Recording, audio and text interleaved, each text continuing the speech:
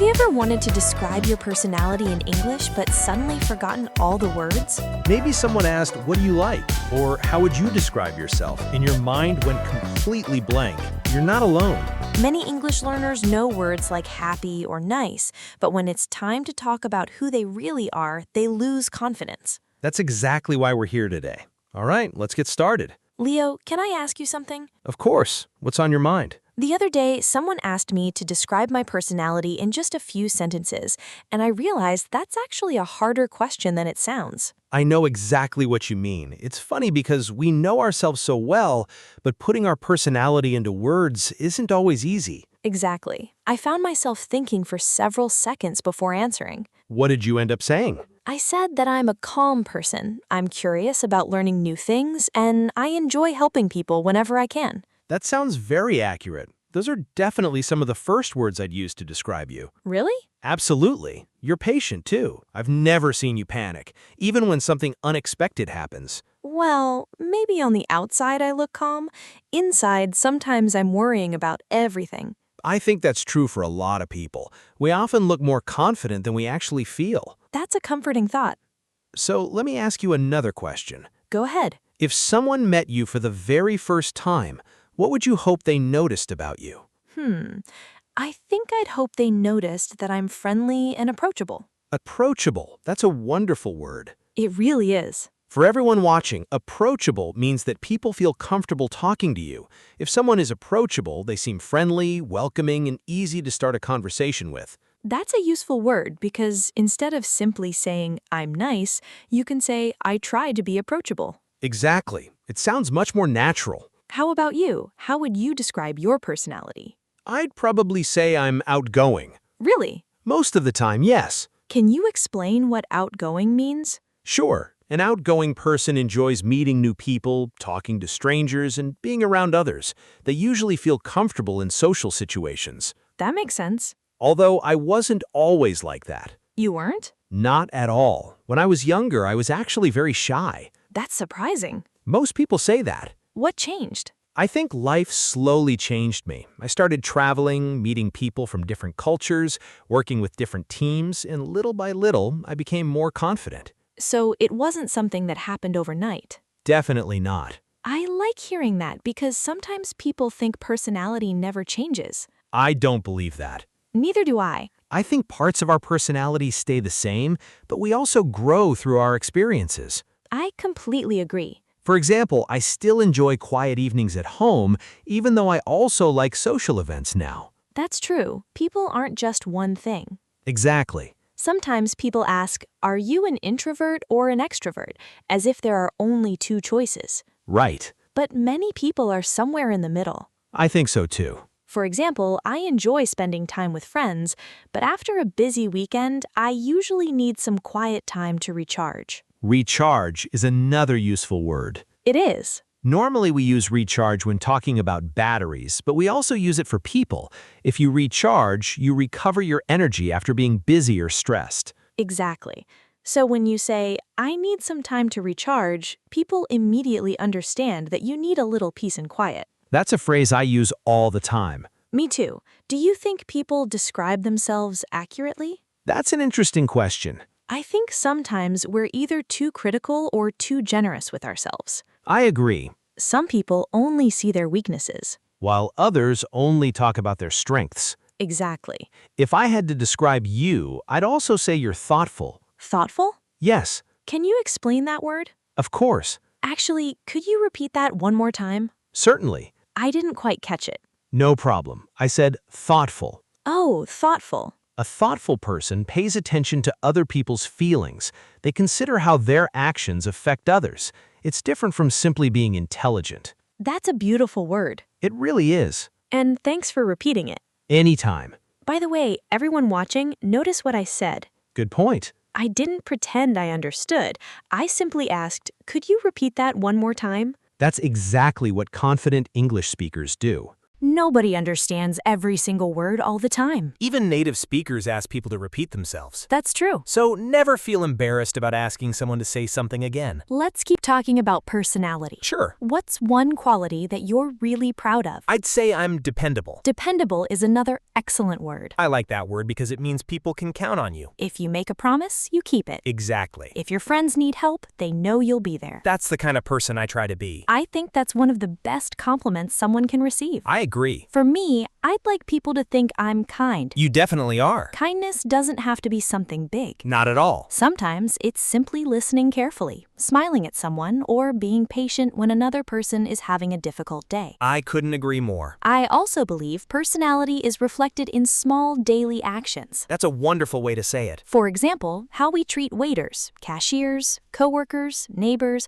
or even strangers tells people a lot about who we are. Absolutely. Words matter, but actions matter even more. That's something worth remembering. Have you ever discovered that someone's personality was completely different from your first impression? Oh, many times. Really? Yes. I've met people who seemed serious at first, but after getting to know them, they turned out to be incredibly funny. I've had similar experiences. And I've also met people who talked a lot, but were actually quite nervous inside. That's a good reminder not to judge people too quickly. Exactly.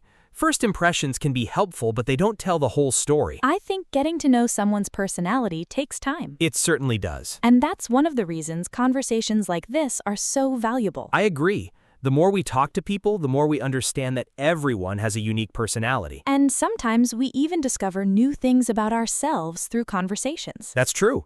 Have you ever had someone describe you in a way that surprised you? Actually, yes. What happened? A coworker once told me that I was very confident. And that surprised you? It really did. I remember thinking, are you talking about me? Why? Because I don't always feel confident. Sometimes I feel nervous before meetings or presentations. I think that's something many people can relate to. Probably. Confidence isn't the same as never feeling nervous. Exactly. Sometimes confidence simply means doing something even when you feel a little uncomfortable. That's a great way to explain it. And every time we face a challenge, we usually become a little more confident afterward. That reminds me of learning English. How so? Many learners wait until they feel completely confident before speaking. Yes, I hear that all the time. But confidence usually comes after practice, not before it. That's such an important lesson. The more conversations you have, the easier the next conversation becomes. Exactly. Speaking of personality, what's one characteristic you'd like to improve about yourself? That's a good question. Take your time. I'd like to become more patient. Really? Yes.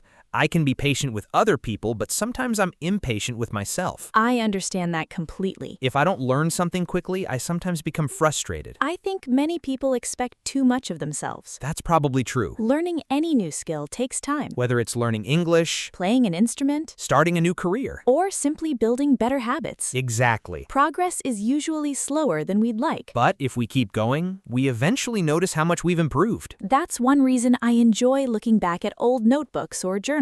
Why's that? Because they remind me how much I've grown. That's a great idea. Sometimes we're so focused on what's left to achieve that we forget how far we've already come. I couldn't agree more. Now let me ask you something a little different. I'm listening. Do you think personality is something we're born with, or is it shaped by life? I think it's a combination of both. Tell me more. I believe we're all born with certain tendencies.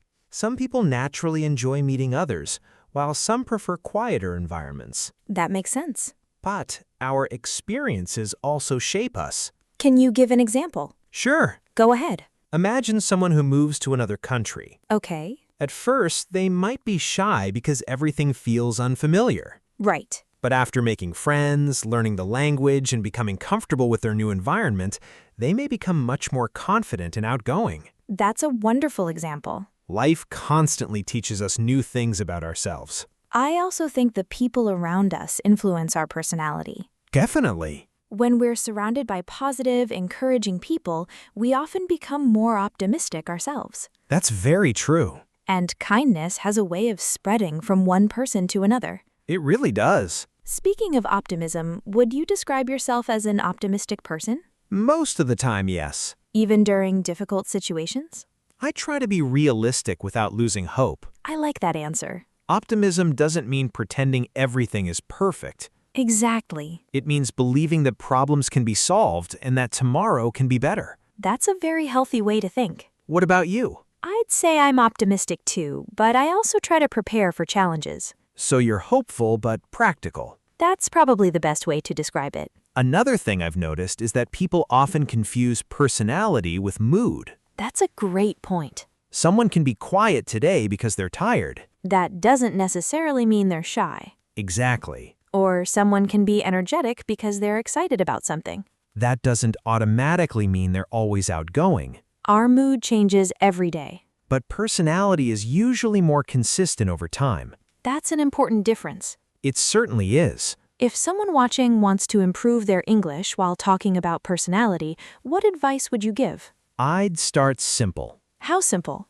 Instead of memorizing 20 adjectives, choose 5 that honestly describe you. That's excellent advice. Then practice using those words in complete sentences. For example, Instead of saying friendly, you could say, I'm a friendly person and I enjoy meeting new people. exactly. Or instead of saying calm, You might say, I usually stay calm even during stressful situations. those sound much more natural.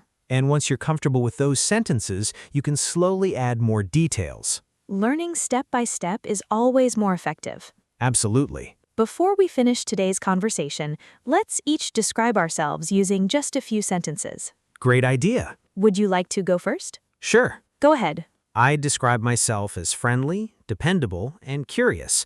I enjoy meeting people from different backgrounds because I always learn something new from them.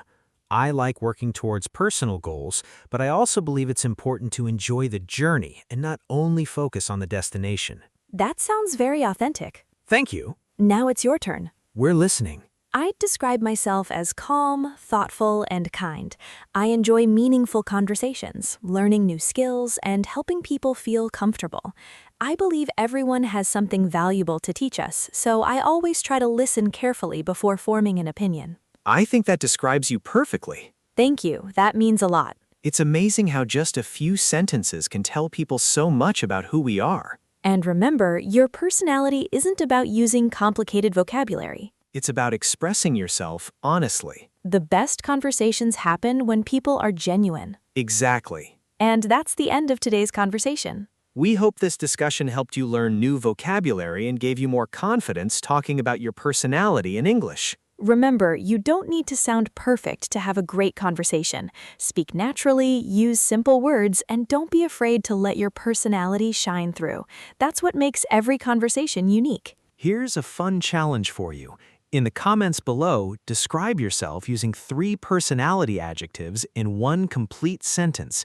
It's a great way to practice what you learned today, and we'd love to read your answers. If you enjoyed practicing English with us, please give this video a like and subscribe to the English Talk channel. Your support helps us create more real-life conversations to improve your speaking and listening skills. Thank you so much for spending time with us today. Keep practicing, keep believing in yourself, and remember that every conversation is another step toward becoming a more confident English speaker. We'll see you in the next episode. Take care, keep learning, and goodbye for now.